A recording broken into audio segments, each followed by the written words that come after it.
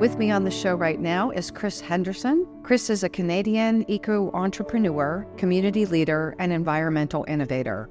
Chris, welcome.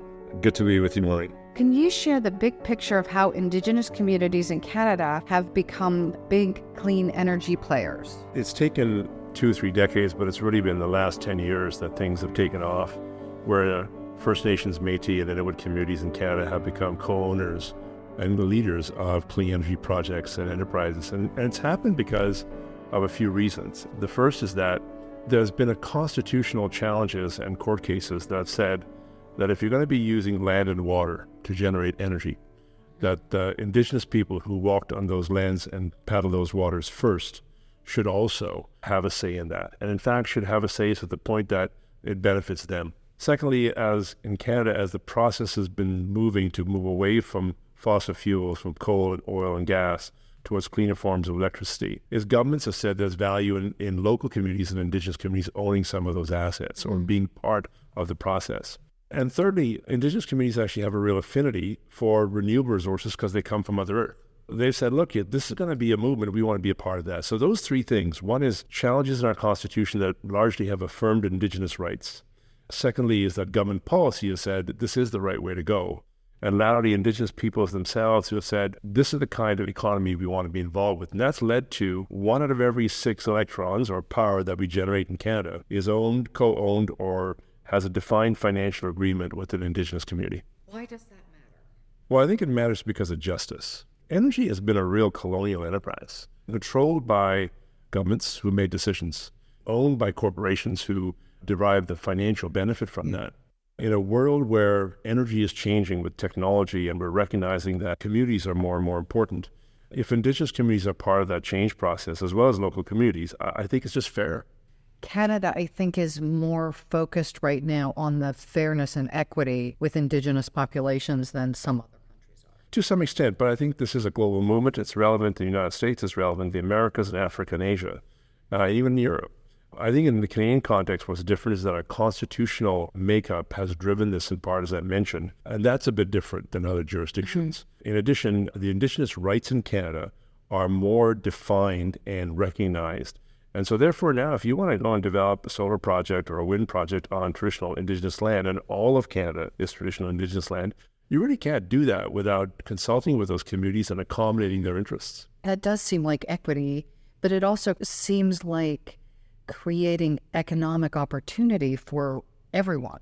Yeah, you've hit the nail on the head. I mean, the energy system of the world is changing. And now you can put solar panels on your roof. Now you may have an electric car that in fact can be your battery for your home. That creates opportunity of a different kind. It used to be large coal plants or gas plants was what was powering our cities and our communities. Well, now it could be your home or your car. And so therefore, and it could be a small solar array in your community or in your rural area or in the middle of your city. With that change, you have both economic benefits and social benefits that arise. Can you put some bones on this movement with a couple of Indigenous clean energy stories or examples? Sure, yeah, I'd be pleased to. I'll just talk about where I've been the last week, which might kind of illustrate that. Late last week, I was on the east coast of Canada, Nova Scotia, and I came back through part of Quebec called Gaspé, which is near the St. Lawrence. And there, the Mi'kmaq communities, or Micmac communities, they have developed a 150 megawatt wind farm along with a private partner that they own 50% of. And now 150 megawatts is a lot of wind farm. It's like 100 turbines that are 3 or 4 megawatts each of which are about the size of a mid-sized apartment building. They generate the financial benefit from that. There were over 100 jobs there that they gained from that. It also helped develop more clean energy that frankly is being transmitted in part to the United States, to Maine and Vermont, New Hampshire and Connecticut and Massachusetts. So that's an example of a large project that a community can get involved with that has huge economic benefits. Earlier this week, I was actually in northern Ontario. North of the Great Lakes is a large lake called Lake Nipigon. And beside that lake, it's a remote community, so there's no transmission lines there. It's off the grid. They relied on diesel power for their power. And that community, which is called Gull Bay, so Gull Bay First Nation has just finished constructing with a partner a solar array that will reduce their reliance on diesel by around 30-35%. They've already saved 20,000 liters of diesel fuel in the last 3 months. They'll save about 120,000 liters a year. So those are the kind of projects that we're talking about, things that are part of the energy transition, part of the clean future that's healthier, that's cleaner, that also helps us deal with climate change. This morning we heard a conversation in the plenary session about the difference between Indigenous populations' view of humans as part of nature versus some other traditions that would say we have dominion over the earth. And that distinction seems really foundational to what you're talking about. That's a really great comment. We view that as an Indigenous worldview on this. That very much is to that point. And that is why, when you embrace nature and you develop clean energy projects that are not only renewable, so they're not depleting nature, but they're also maybe even restorative. So they actually do things that are healthier for the land. The Doki's First Nation, which is up near Sudbury, Ontario, so northern Ontario, there were dams built in that community by the government 100 years ago. But 10 years ago, they built a small hydro project beside one of those dams. But they didn't just do the hydro project. They also protected the riparian zones of turtles. They also rebuilt the spawning zones for walleye habitat. They protected the medicines.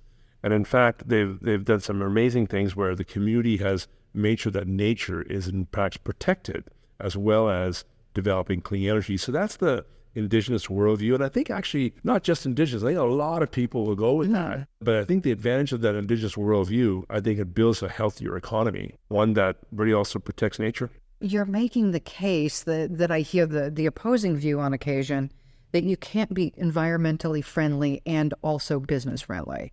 It sounds like you're absolutely being both environmentally supportive and implementing good business practices. If you actually think that it can't be environmentally friendly while benefiting the economy, I think that's both misinformed and incorrect. I mean, the reality is that that's where we want to go. That's where I think our children and grandchildren want us to go. And in fact, if you do that, you also have a whole series of economic effects that are much more substantive than one thinks. If in fact you make sure that you're reliant on clean energy versus coal, well, then you're improving air quality. And if you have bad air quality, people get cancers. People die from it. And that costs money, by the way, a lot of money. I saw a study just yesterday about how many babies had died in the last month in the U.S. based on poor air quality. It's astronomical. And so therefore, to me, to say that you can't be both environmentally friendly and economically friendly is just wrong. And in fact, that's where we have to go. And I would add also, you need to be socially friendly. I'm a big believer in the capitalist system. I don't want people to get this wrong, but we have to make sure that we're all buying into this. So I love the idea where local individuals can invest in a cooperative that's doing solar panels on the roofs of churches or schools in their cities and towns. These are the involvements where people are directly involved. So socially friendly, environmentally friendly, and ecologically friendly is absolutely where we need to go. And let's not forget, Maureen, we got this big, scary thing ahead of us called climate change. I know some people may have the view that it's not caused by humans, but the science is categorical. The evidence is categorical, and it's getting more and more definitive that, in fact, the world is warming at a rate that is caused by human activity, principally from the use of fossil fuels, hydrocarbons, oil, gas, and coal. And we got to get off it. And so this is the one where we all share a benefit. So even though a local Indigenous community may do a solar project or partner with a large wind project with a private company, what they're also doing is helping us make sure we reduce greenhouse gases. Boy, that's something we all benefit from. It's interesting that it are young people who are now protesting and saying we don't want to inherit the dysfunctions and the injuries you've created to our environment. And you as adults need to get it fixed. I love the climate strike movement because it amplifies that we've got to listen to our children. And we've got to listen to the grandchildren we have or the ones yet to be born. They're right. We talk about, we don't want to leave debt to our children. We want to give them a bit of a legacy in terms of our own family homes and stuff like that. But what if that legacy all goes down the tubes if we have Earth that we just can't live healthily on? I see pictures in China of protesters who are wearing masks.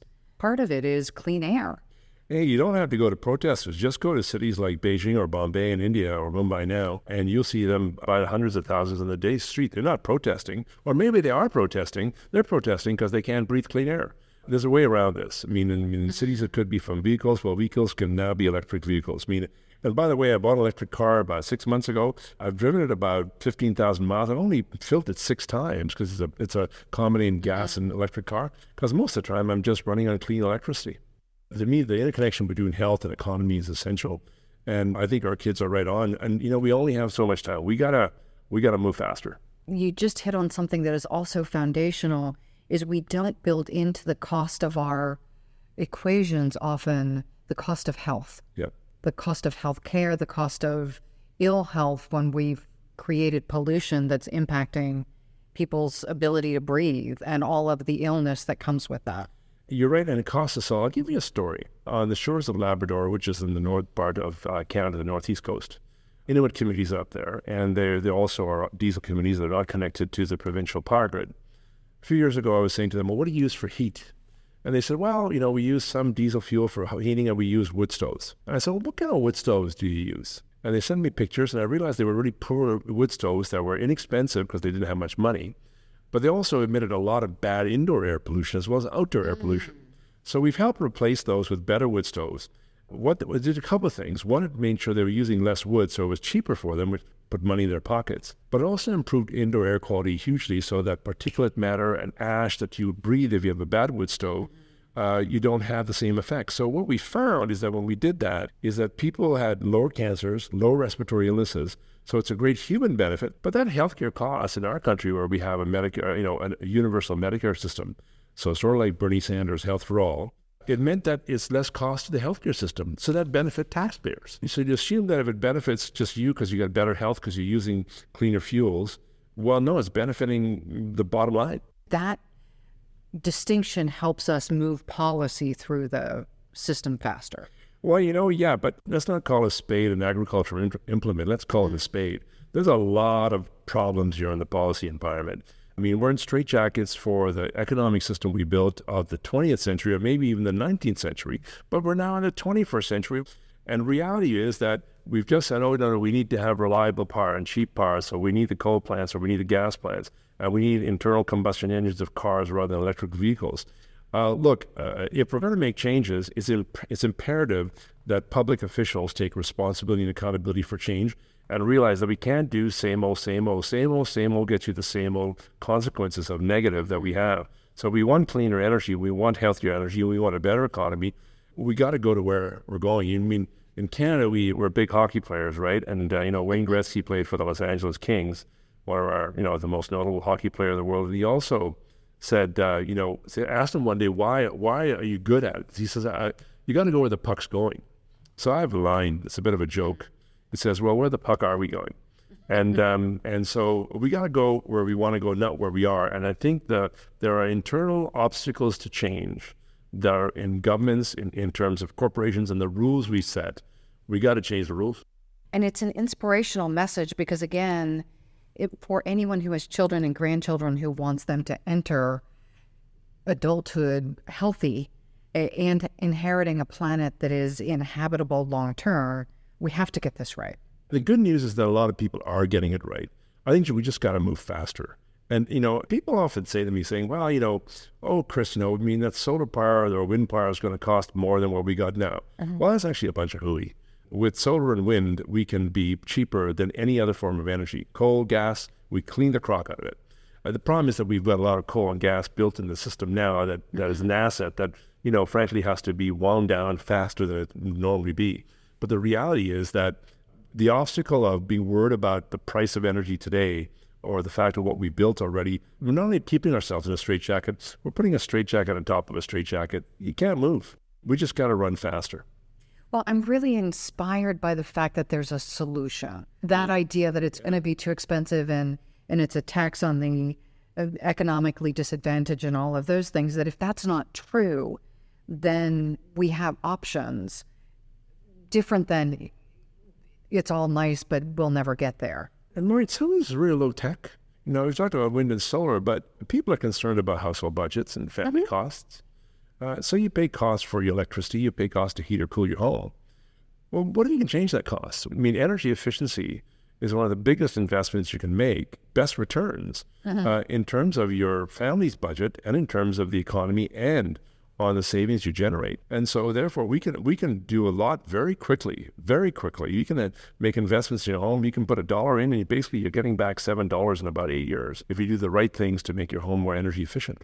And that helps you. So let's go there. I mean, in a couple of weeks' time with Indigenous Clean Energy, and people can see that at our website at indigenouscleanenergy.com, we'll be launching an initiative in Canada so that Indigenous communities who want to make their homes more energy efficient and reduce costs can do that through an initiative we're calling Bringing It Home. Some of this is low-tech stuff. It's not fancy.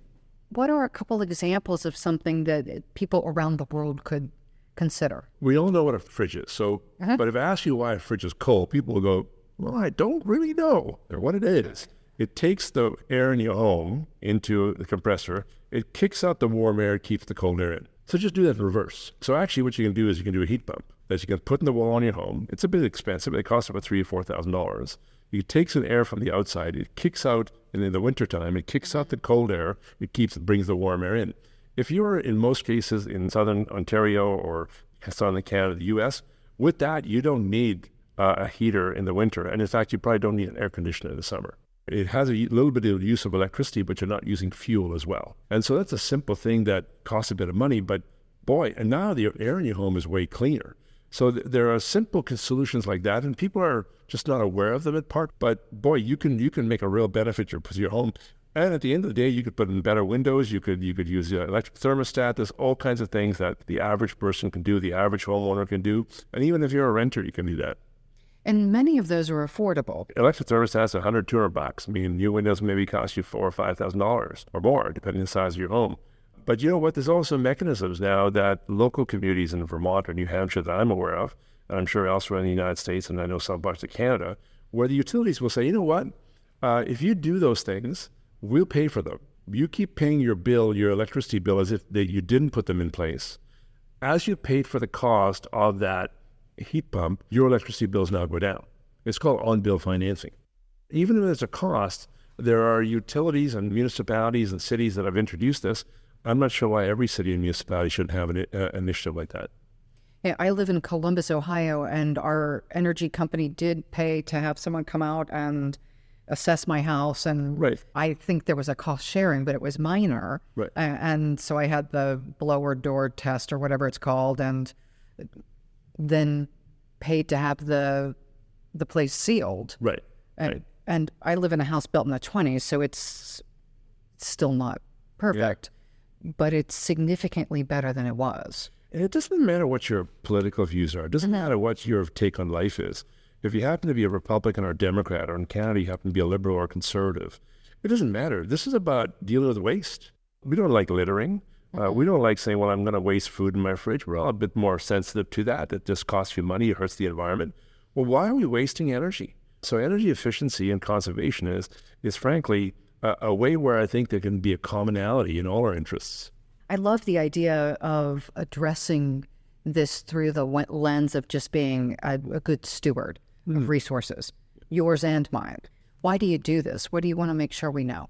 Well, a couple of things, Maureen. First of all, that we recognize energy transition, moving away from fossil fuels to cleaner energy, renewable energy sources, and efficient energy use is something that's relevant across the world, be it in Canada, United States, and Africa, and Asia. And I think we need to learn more from each other. You know, there's a wonderful organization called M-Pesa in Kenya, where a person who lives in the slum in downtown Nairobi can get a solar panel they can use for their phone and charging, and they get paid back over the course of a year or two while they use it for their purposes. Well, we need to hear stories like that can help people in other countries. And so therefore, I think it's really, really important for us to share stories and learn from each other, and why I love being here with you. Thank you. Well, so let's take that back then to learning more from what you're doing in the Indigenous communities. Can you explain why the Canadian Indigenous communities have embraced participation in clean energy projects and initiatives? Well, first of all, Indigenous communities see what's happening, and they say, well, geez, if you're going to be doing solar energy or wind power, and you're going to develop that, and it's going to be using land that we have been on for 15, 20,000 years, hey, can we get a stake in that? We want to be investors. We want to be co-owners because we want to have that economic benefit from it. So they want to get the dividends. Secondly, is they say, we like that better than, in fact, the kind of stuff that we used to rely on, which was dirtier. And they see jobs. They see jobs out there. It's not been a very hard transition for Indigenous communities in Canada to say, clean energy, that's going to be a big part of our future. In the spirit of learning from their successes, there are things then that the U.S. and Asia and Latin America and Africa and other countries can do. Are there a few things that you would point to that, again, inspire people to learn from what Indigenous communities are doing so we all accelerate moving in this direction?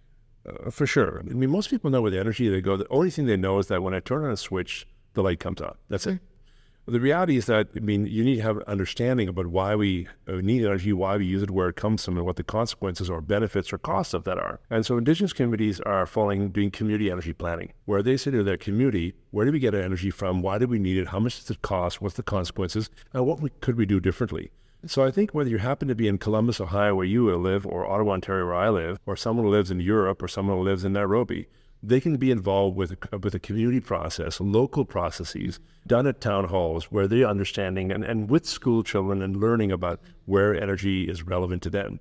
The second thing that I would say is that energy is changing such that an individual can have a say in it. If I can have my hybrid electric car with a battery plugged into my home, and when I can use some of that once I've charged it up for other things I need, that benefits me. So look at yourself being an energy prosumer.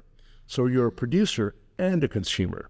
And so those are two things I think we can learn from Indigenous communities. They're saying, one, let's learn about what energy means to us, and let's be both a producer of energy and a consumer of energy, a prosumer, because then we're getting the benefits of the needs that we have. Columbus, Ohio is not known for its number of sunny days, but I'm assuming places that, other than Southern California, can produce enough of their own energy to make this worthwhile. It might surprise you how much solar power you can generate in Columbus, Ohio. I'm pretty confident I can say to you today that if I put up a solar plant in Columbus, Ohio, I will sell you power more cheaply than you can buy from any other source of energy in Columbus. Solar radiation is pretty strong around the world. Unless you happen to be in a tropical rainforest, you're going to do pretty well. So the reality is that around the world we can make these changes. But the key thing here is that get involved. Like if you're saying, hey, I want to be part of the solution of climate change, or I want a cleaner environment, well, how about you get an economic win out of that? I love the idea that each of us can either get involved in our own community planning. I don't have to be on the planning commission. I can be a consumer or a prosumer by the choices I'm making. Yeah, but you also need help with that. In Canada, for example, in the province state of Ontario where I am, you can put solar power on your roof and you sign a contract with the local utility. They have to take that power. That's the law. Now, you can't put tons of power on your roof, but I can put a dozen panels on my roof and I can generate solar. I can take the cost of that and I recoup that from payment I receive when they take that power from me. But so the rules have to change to do that. So you can be involved with things like this, but you also need the system of energy to change to allow that to happen. That's possible, for example, in California. You can do that now. In California, you can put solar on your rooftop. In fact, it's the law in California that any new home in California has to be built with solar power on the roof. It's now the law. What's happened is technology like solar power, digital technologies will allow solar power to be controlled and metered and sold to the utility and brought back. Digital technologies that connect that to your car, they've all changed, but you also need energy systems to be democratized to allow people to exercise their own power and control over their lives so they can get benefit from them. But if the local utility says, well, you can put solar power on your roof, and if you don't need it, we're not going to buy it, well, then you don't have an economic business case. So you're going to have a number of things changing at the same time. And if enough power is produced in California that there's excess, they wheel that into Nevada or Arizona. Sure. Absolutely. It doesn't just go away. It doesn't just go away. And that's where Indigenous communities are saying in Canada, saying, look, we want the ability to have those rules changed. And we've gone a long distance with that, more to go. But there's a lot of opportunities to do that. But sometimes people say, no, we don't want to make the change too fast. We can't put solar power in this system here. People are pushing on that. I don't want to say this is all, blue sky. There's a lot of tensions with this. And frankly, honest conversations and facts and evidence and science are really important. Let's not just make judgmental conclusions that this is good or this is bad. Some places we shouldn't build a solar plant. Some places we shouldn't put up a wind turbine because they're affecting bats or birds. We've got to respect nature. So let's have honest conversations. I think sometimes the polarization we have in energy mirrors the polarization that we have in politics, where people are assuming just because you happen to be a Republican, you're not in favor of renewable energy. Well, I think that's wrong. I know some fantastic people who have to be on the conservative right who understand that conservation of energy is entirely a conservative ethic. And so Indigenous communities are saying, let's go down this path, but hey, are we all the way there yet in Canada? Don't get me wrong, there's lots of battles yet ahead. I think the Pope has said it's our responsibility. This was the encyclical on climate change that he wrote about 2 or 3 years ago, which is actually a remarkably well written and a beautiful read. I'd encourage people to look at it. You can get online. And he just said, look, if we're going to live in harmony in nature, we have to, because we are part of nature. We're not taking care of nature. Nature has to take care of us. But if we've destroyed nature, it can't take care of us. And so therefore the destruction of species and things like this, which is very important to Indigenous communities. They live on a land They want to eat fish. They want to hunt moose. They want to have traditional foods. And so they also see that if we do the right kinds of energy, you're also protecting nature. And with that, and that's effectively what the Pope said.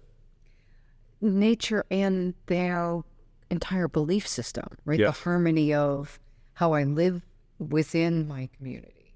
Hey, Maureen, it's all our belief system. If you happen to be an atheist or agnostic, or you happen to be a celebrant of a various faith, if you happen to be Muslim, if you happen to be Christian, if you happen to be someone who doesn't follow a God, it doesn't matter. The reality is that doing things respectfully and taking care of nature is what we want, but we sometimes lost that way. And Indigenous communities have not lost their way. They are part of the land, and they're saying, hey, let's remember that. We're trying to go down this path, so why doesn't someone who, we do believe this, no matter what your faith system, if you have a faith, or your own personal belief system, you know this is right. I live in a city. I walk outside every day, and I do my 5 to 10 miles a day whenever I'm in town. So I'm outside and get rejuvenated by being in a wooden environment. It is core to who I am and what I do. And I walk in the house and turn on the light switch, and I don't think as much about it as I should, even though I fundamentally value that connection to nature. Yeah. It's easy to lose sight of the impact I could have adversely on the thing that keeps me alive. You understand that, and walking the talk is key, right? I mean, you're doing your walks, and I share your enjoyment of walks outdoors and nature. It's one of the things I love.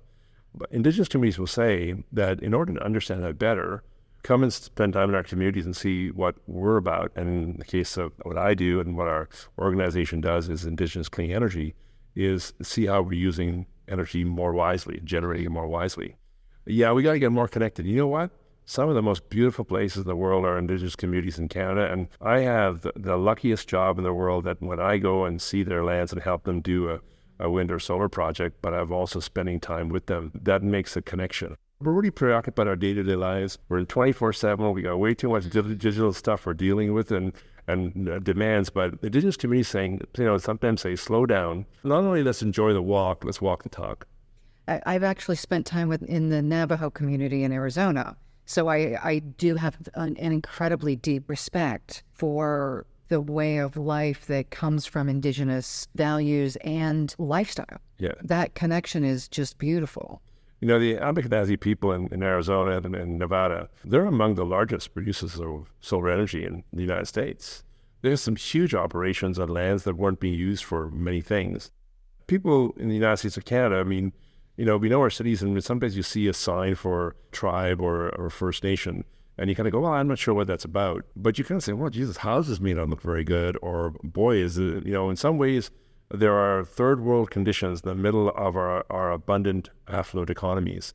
Hey, we know that. Really, Indigenous communities in the United States and places like Nevada, or here in Canada, in the north and in the south of Canada, if we can make part of a cleaner energy future that's also socially regenerative, that's created jobs and employment and income that helps them build better homes and create local economies, then I think you'll see that, and I know that's happening in Nevada. It's really exciting to see and hear from you that it's happening not only in Nevada, but all over the Americas and hopefully around the world.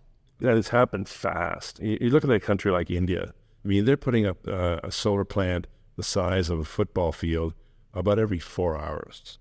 Every 4 hours. And they're heavily reliant on coal. We want to deal with climate change, we can't be reliant on coal. And so local communities, local owners, local businesses, villages in India, they're putting these up at that rate every 4 hours. And they're doing it because it makes economic sense. It's cheaper and it works.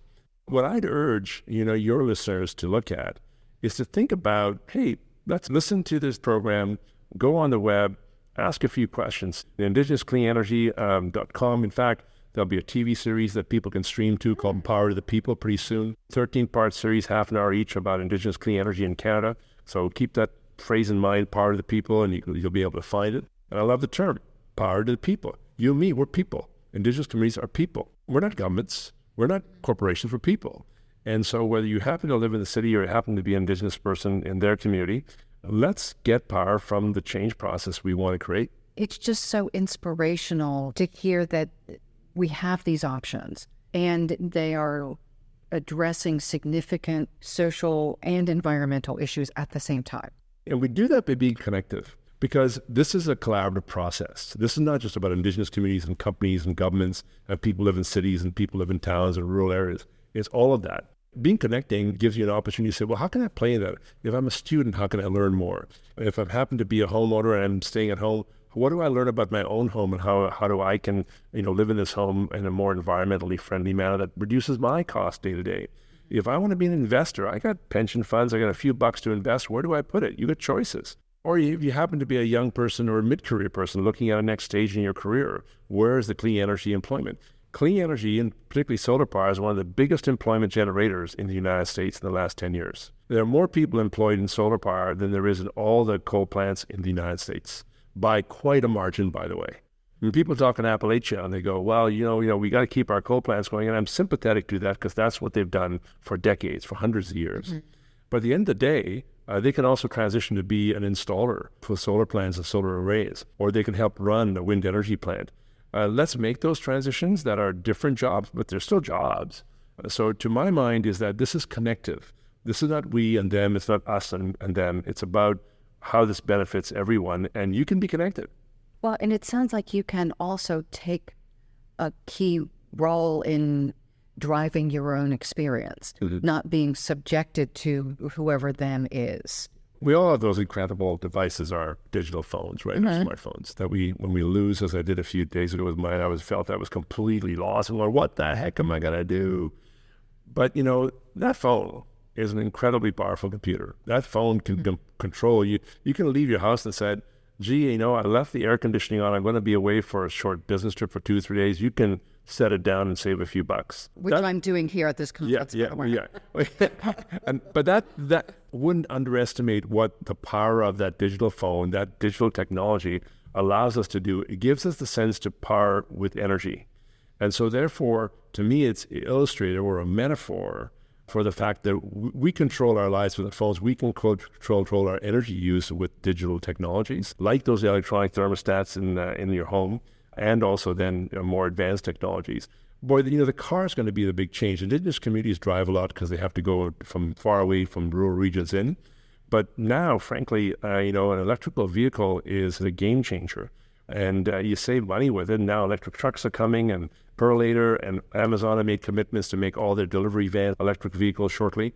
And that needs power. And so if that can be Indigenous power in Canada, the United States, or elsewhere to make sure you're fueling those cars and trucks that Perlator or Amazon's driving, because they're going to be bringing you something you ordered for Christmas or on Black Friday, right? That kind of stuff. Well, that's how it's connected. We're not separate. Mm-hmm. And so to assume that your powerlessness, to me, this is the power of change of clean energy. Indigenous communities say, well, we don't have power. Local people say we don't have power. My kids may say they don't have power. Mm-hmm. Your kids may have less power. Yeah. Well, I think they have way more power than me, but I believe that one is that, at least in our household. But to me, energy is a change for the power of how we live as people. If we say we can actually have power where we can make decisions about, and decisions are key. When you make your own decision, you're feeling good. So when an Indigenous community says, I'm going to put up a solar system that's going to power a community, or I'm going to put up solar panels in my home, or I'm going to make it more energy efficient, it gives them power. That power is the fuel of change. And that power also makes the change of fuel a cleaner fuel for the future. And that holds for all of us. But I think to me, it's a togetherness in this. This is not us and them, it's a togetherness. If you happen to be a retired person, you got a few bucks and you're saying, well, what can I invest in? I'm just going to invest in exchange-traded funds and ETFs and put them there. Or maybe you Google and say, is there a really good solar power company I can make some bucks with? They haven't done too badly in the last little while in terms of returning investment. Is it just about renewable energy, or what else is on the horizon? Yeah, but there's more there. I would put the first point on energy efficiency in homes and businesses and our institutions like hospitals and schools. We can be way more energy frugal. And that's number one. Renewable energy is number two, but then renewable energy is not just then for electricity. The next change is about using renewable energy for heat and power, because heat and power is going to be the biggie, and the real biggie is going to be in transport. These are all connected. So when you say Indigenous clean energy, or which is what I do, or energy done by a municipality or home, or even by a corporation or a utility, it's going to be there. But first, let's not use it. Let's not waste it. Let's just not do it in the first place. Need it in the first place. Secondly, renewable energy for electricity, but then renewable energy for electricity for the electrification economy of today and the future, which means electricity for heat and cooling as well. The biggest use of electricity in the U.S. is for cooling, apart from transport. If we can make sure that's coming from renewable energy plants that are owned by your local utility or your local cooperative or the adjacent Indigenous community, then to me that's a win. And then if we can power our cars and our trucks with clean energy, then you've built the circle that to me has abundance and richness in that. And along the way, we've also made nature cleaner. And we're leaving a legacy of an environment that our kids can live in. And they're going to hold us accountable for that, It sounds like your kids are going to hold you accountable for that. Darn right. As each of them should. Mm-hmm. And boy, when they get turned on to that, my youngest son, Noah, he's in business and environment at university these days, and he's pretty confident he wants to go in the clean energy field because, he's a quiet guy. He may not be out there, but he knows what he wants to change. And is there any better thing if you happen to be a First Nation or a tribal person, or just an average person sitting in a city like I am and say, hey, my son and daughter are doing things differently and changing the world, and they're doing it with clean energy, and I'm a part of that because I'm buying it, supporting it, needing it. That's the way to go, eh?